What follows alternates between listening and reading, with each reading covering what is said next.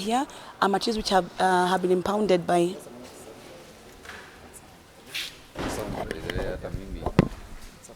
Sorry, the sound is not. Breakfast. Oh, yeah, okay. I should be louder.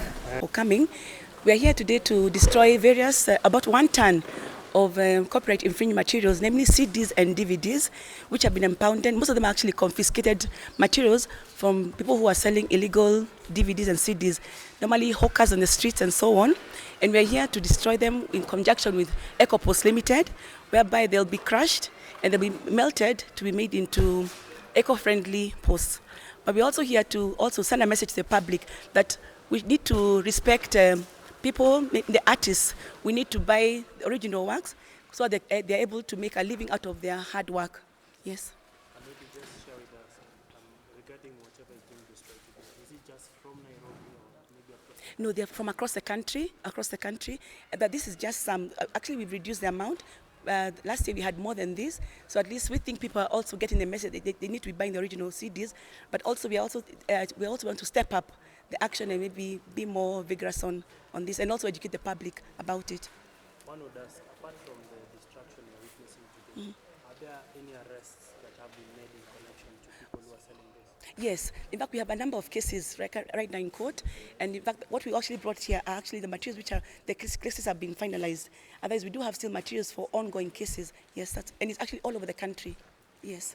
If you have to look at the entire country, which area is most notorious? The leading number of ratings? It's mainly in the towns, Nairobi being one, and unfortunately Mudhurwa is our biggest culprit, though we are trying to work on that. We've also got in the towns like Nakuru, Kisumu, Thika, Mombasa. Basically, it's mainly the towns that the issue is big. Yes. Maybe you can have share with us your names and position, and then next you can tell us what is the significance of such a move from the copyright board. What does it mean for the economy and probably for the authors? I'm Catherine Bunyasi Kahuria. I'm a senior legal counsel at the Kenya Copyright Board and Principal Prosecution Counsel. And the purpose of today's destruction is to send a very strong message to the pirators who have consistently infringed on creators and authors of various works, in this case, musical and audiovisual works. And what we are trying to do is to create a balance between the interest of the author and the interest of the state.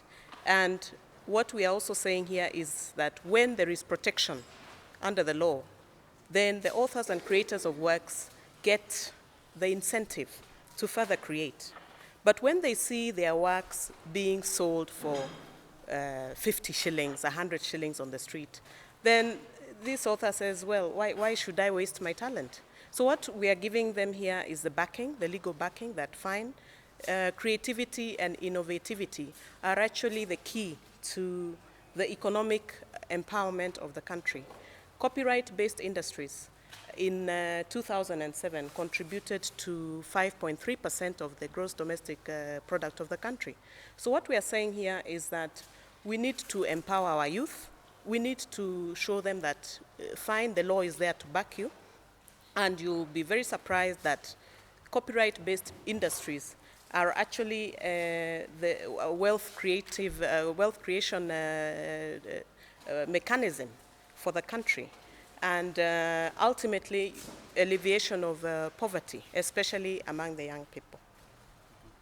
Maybe if you can share with us, looking at the Kenyan scenario, some of the people who are artists, they have various reasons as to why maybe they have not copyrighted their materials. From where you sit, what has been some of the reasons that has been holding back people from coming to take up copyrights? Are people that well versed what it means to have a copyright, and what does it take for one to get a copyright? Now, copyright is it receives automatic protection under the law. What I mean here is that the minute that you have expressed your work and it is in a tangible form, The criteria is that the work must be original, it must be in a tangible form. Then you have a copyright in your work. But you'll ask yourself then, why is the board there? The board is there because, number one, you need to register your works, to have a registration system in place so that we have a data bank of the authors.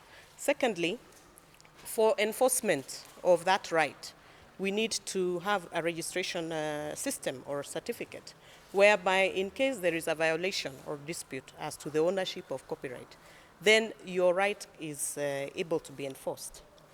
Okay? And So, apart from the issue of what it takes to have a copyright, what has been the trend? Are we seeing more authors or more artists taking up copyright? How are we performing so far as a country? as a country, we are doing very well because people are now aware of their rights. Initially, the challenge was that there was low public awareness among all stakeholders about copyright. There was low awareness among even musicians or the artists themselves that, you know, the board is there to protect you. And this, of course, hampered the enforcement of copyright, because when you do not come to complain that your copyright has been infringed, copyright is a private right. We do require a complainant. And the registration system has also strengthened what we have as the anti-piracy security device, which is an authentication device consisting of a barcode and a hologram that is attached to the original copy of the work. So any work that does not have the barcode or hologram is a pirated or infringed copy. These are the copies you can see that have been destroyed here today. These are works that do not have the barcode or the hologram from the Kenya Copyright Board. The barcode and hologram is what is known as the authentication device. I would also like to add that under the recent Statutory Miscellaneous Amendment Act, the maximum sentence now for copyright infringement is 10 years, and the maximum fine is 2 million Kenya shillings. So what we are saying here is that now copyright infringement is being given the recognition it deserves and is no longer being viewed as a petty crime. Maybe as I summarize, what could be some of the reasons that are pushing probably traders to start selling copyrighted material? I believe there's a reason for that. Well, when you look at, I'll go back to awareness and publicity being one of the reasons. We also look at lack of empowerment, lack of, the youth have nothing to do, so they think. They do not know that they can use their intellectual capacity to come up with, or to create intellectual wealth. So it all comes back to lack of education in knowing that I have my brain, that I can come up with something, and this will actually make me come out of a poverty level that I may be in. We also need government recognition and support. And to some extent that has been done, because under Vision 2030, we have under the economic pillar intellectual property, per se copyright, also being given some kind of recognition, whereby you know that you can raise the economic levels of a country if you invest in the intellectual property of an individual or of a society.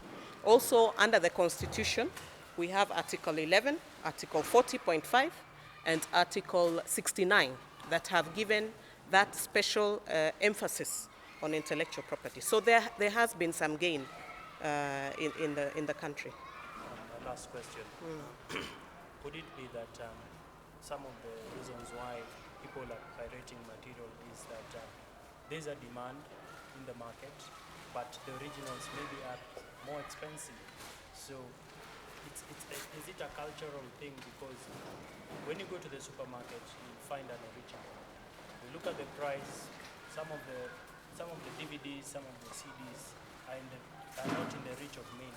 So people are left with few alternatives rather than to go get the cheaper version. Could this be a reason for the piracy levels? That is a perception.